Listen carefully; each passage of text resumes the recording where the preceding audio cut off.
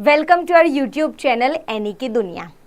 आज का वीडियो बहुत इम्पॉर्टेंट है और ये वीडियो फर्स्ट वीडियो है आने वाली सीरीज़ का। कैसी सीरीज़, कौन सी सीरीज़? तो अगर आप क्लास 10th में हो तो मैं हर एक सब्जेक्ट का 7 डे प्रिपरेशन रोड मैप लेके आने वाली हूँ।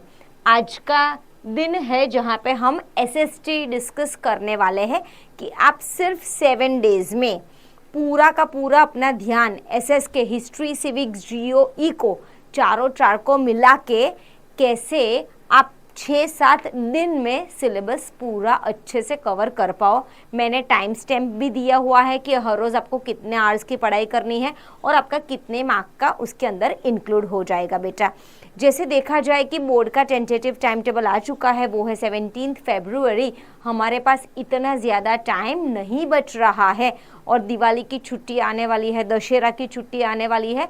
तो अगर हम अपने आप को चैनलाइज करके, फोकस करके, सेग्रीगेट करके 7 दिन, सिर्फ मुझे आपके 7 दिन चाहिए, मैं आपको पूरा का पूरा सोशल साइंस कंप्लीट करवा पाऊँ।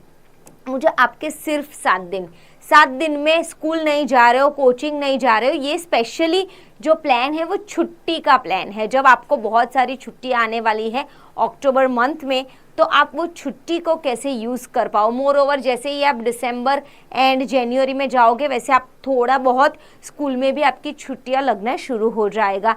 तो उस टाइम पे एक अच्छा रोड मैप क्या होना चाहिए एसएसटी के लिए, मैंने बेटा टॉपिक्स भी ऐसे डिफरेंशिएट कर रखे हैं कि आपको पूरा ऐसा नहीं लगेगा कि आज मैं सिर्फ हार्ड ही पढ़ रही हूँ या फिर आज मैं सब कुछ इजी ही कर रही हूँ, आज मुझे बहुत इजी। मैंने मिक्स किया है, मैंने बैलेंस किया है। अगर आप आंख बंद करके आपके 6 दिन हर रोज़ 8 घंटे 8 आवर्स, लिसन मी हियर बेटा। वैसे भी पढ़ाई शॉर्टकट है ही नहीं, हम शॉर्टकट मानते हैं। हम ऐसा सोचते 1 घंटे पढ़ के मैं पूरा एसएस रेडी, ऐसा होता ही नहीं है। So I will not give you a false, you can say false saying कि भाई आप बहुत जल्दी खत्म कर पाओगे, फटाफट हो जाएगा। नहीं होता है बेटा, जितना टाइम जितना देना है उतना देना ही है, उसके अलावा और कोई शॉर्टकट है नहीं। पर हाँ, अगर हम स्ट्रेटेजिकली मूव करें, अगर हम आगे का अच्छा खासा प्लान करके आगे बढ़े, हमें क्या करना है, मुझे सिर्फ 7 दिन चाहिए, 1 हफ्ता चाहिए और आपका पूरा का पूरा एसएस मस्त हो जाएगा। आप नोट डाउन करते जाइए मेरे साथ कि डे 1 क्या है, डे 2 क्या है। फटाफट से मेरी चैनल को सब्सक्राइब कर दीजिए, ये वीडियोस अपने फ्रेंड्स के साथ शेयर कर दीजिए। कुछ बच्चे ऐसे होते हैं जिनको अपने दोस्तों के साथ बैठ के पढ़ने की हैबिट रहती है, तो आप उनको भी ये वाला रोड मैप भेज दीजिए ताकि you can just have a motivation, healthy competition chart amongst yourself. बेटा तो जो छुट्टी आ रही है हमें एंजॉय तो करना ही है, अपने पास 24 घंटे रहते हैं, पर मुझे आपके सिर्फ 8 आवर्स जाए, 16 आवर्स आपके हैं। वहाँ पे आप पंडाल जाओ, वहाँ पे आप रिलेटिव्स के घर जाओ, दोस्तों के घर जाओ, बाहर घूमो फिरो खाओ। बट अगर आप बोर्ड्स में हो तो छुट्टियों के दिन एटलीस्ट, जब आपको कोचिंग नहीं जाना, स्कूल नहीं जाना है, तो एटलीस्ट आप 8 to 9 आवर्स तो आपको मुझे देने ही पढ़ेंगे बेटा, है ना। दिवाली हर साल आती है बेटा, हम 10th में एक ही बार आएंगे, 12th में एक ही बार आएंगे। तो यहाँ पे जैसे मैंने डे 1 है, मुझे आज आपका कितने मार्क का कवर करवा देना है, पूरा 20 मार्क का मैं आज कवर करवाने वाली हूँ डे 1 में। मतलब उसके लिए हमें कितने आवर्स देने पड़ेंगे, ये जो बेटा मैं आवर्स लिख रही हूँ ना, वो अनडिस्ट्रैक्टेड हो आवर्स मुझे चाहिए। हाँ, सेलफोन के साथ चैटिंग करते टाइम, नोटिफिकेशंस पढ़ते टाइम, बार बार अगर पढ़ने बैठ रहे हो तो खड़े होने, ये सब इसमें, ये आवर्स में इंक्लूड नहीं होता है। तो मैं शुरू करूंगी यूरोपियन एंड इंडियन नेशनलिज्म से। इम्पैक्ट, ये मेरे प्रायोरिटी टॉपिक्स है। क्यों बेटा ये मैंने प्रायोरिटी में लिखे हुए हैं? क्योंकि इससे मैक्सिमम सवाल बन के आते हैं, मैक्सिमम क्वेश्चंस इसी से बन के आ रहे हैं और मुझे कंप्लीट करना है इम्पैक्ट ऑफ ग्लोबलाइजेशन। अगर ये दोनों मेरे प्रायोरिटी के टॉपिक्स होने चाहिए, पहली बात वो मैं ख़त्म करते ही मेरे दिमाग में क्लियर है कि आज मुझे नेशनलिज्म इन यूरोप, इंडिया और मेकिंग ऑफ ग्लोबल वर्ल्ड, आज ये 3 चैप्टर मुझे देख लेने हैं, मुझे उसको रिवाइज कर लेना है, मुझे उस पर जो भी टॉपिक्स मुझे डिफ़िकल्ट लग रहे हैं उस पर मुझे फोकस कर देना है। तो कोई कोई बच्चे को यहाँ पे 8 की जगह 7 आवर्स लग सकते, तो कोई को 10 आवर्स भी लग सकते, पर बेटा आज इतना खत्म करके ही सोना है। डे 1 को आपको इतना खत्म करके ही आपको दूसरे दिन पे जाना है। डे 2 यहाँ पे मैं पूरा दिन पहला मैंने हिस्ट्री में डाला हुआ है, आज मैं लेने वाली हूँ जियोग्राफी में।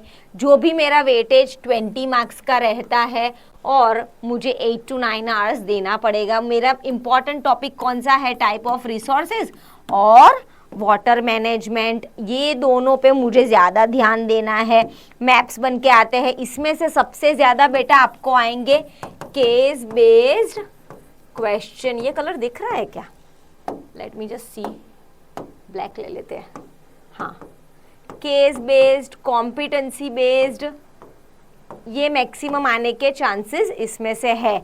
सो ऐसे अगर हम ये प्रायोरिटी टॉपिक्स है, पर चैप्टर वाइज देखने जाए तो जियो का हमारा रिसोर्सेज कवर हो जाता है, फॉरेस्ट वाइल्ड लाइफ, वाटर और एग्रीकल्चर। इतना हमारा डे 2 में ख़त्म होता है। पहले दिन हिस्ट्री किया, बोर हो गए होंगे, दूसरे दिन थोड़ा हमने लाइट ले लिया है, वो है जियोग्राफी। और मेरे ख्याल से यहाँ पे मैंने 8 आवर्स मैक्सिमम लिखा है। बच्चे आप लोग हैं ना, इसको 6 साढ़े 6 घंटे में भी ख़त्म कर ही पाओगे और कर ही लोगे, आई एम श्योर। फिर तीसरे दिन मैं चली जाती हूँ इको, जो मेरा वेटेज है अगेन उसका 20 मार्क का, और मुझे उसमें देने हैं 7 आवर्स ही। उसमें मुझे कंप्लीट करने हैं 3 chapters, development, sectors, money and credit. पर मेरे जो प्राइम टॉपिक्स हैं वो क्या होंगे, primary, secondary, tertiary, banking sector, economic indicators. ये टॉपिक को मुझे मिस आउट नहीं करना है, इसको जितना पॉसिबल हो मुझे डेप्थ में जाना है, क्योंकि इसमें से छोटे छोटे सवाल, केस क्वेश्चंस, कॉम्पिटेंसी वाले क्वेश्चंस, फिर ऐसे ट्रिकी एमसीक्यूज, सब कुछ जो भी आपके पेपर में ट्रिकी होगा ना बेटा, ये 2 टॉपिक से ज़्यादातर आने वाला है बोर्ड्स में आपके। फिर मैं जाती हूँ डे 4 पे। डे 4 किसका हो गया बेटा? हिस्ट्री थोड़ा देख लिया, जियो हो गया, इको हो गया, तो डे 4 बाय डिफ़ॉल्ट आ जाता है सिविक्स के लिए। उसके लिए मेरे पास अगेन 20 मार्क है, मेरे सिविक्स का वेटेज 20 मार्क्स का है, और मैंने टाइम अलॉटमेंट कितना किया हुआ है, 7 आवर्स। मुझे फेडरल स्ट्रक्चर और पावर शेयरिंग के फॉर्म सब कुछ अच्छे से पता होने चाहिए। सोशल डिवीजन एंड पॉलिटिक्स भी मुझे अच्छे से आना चाहिए, और मुझे चैप्टर्स कंप्लीट करने हैं इतने, which is power sharing, federalism, gender, religion and caste. तो ऐसे अगर मैंने फर्स्ट 4 डेज अपना अच्छा मोमेंटम रखा ना बेटा, फिर बाकी के 2-3 दिन में तो सिर्फ आपको थोड़ा बहुत जो रह जा रहा है, जो लैक है, उसी को ध्यान में लेना है। तो डे 5 क्या बता रहा है?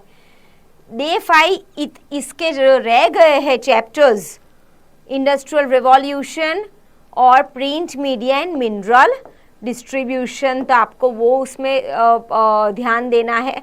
और जो हिस्ट्री के रिमेनिंग और जियो के रिमेनिंग चैप्टर्स रह गए हैं, उसको हमें कब कंप्लीट करना रहेगा बेटा? डे 5 में हम कंप्लीट करने वाले हैं।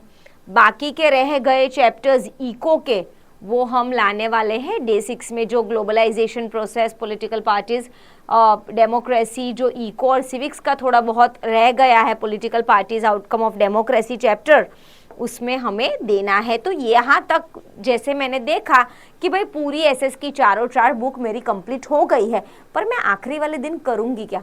मैं आखिरी वाले दिन जो भी इम्पॉर्टेंट टॉपिक्स है, जो हाई वेटेज में आने वाले हैं, जो भी इम्पॉर्टेंट क्वेश्चंस है, पेपर सेट्स है, पिछले साल के क्वेश्चन पेपर्स है बेटा, आपको सीबीएसई वेबसाइट से ना आराम से मिल जाते हैं।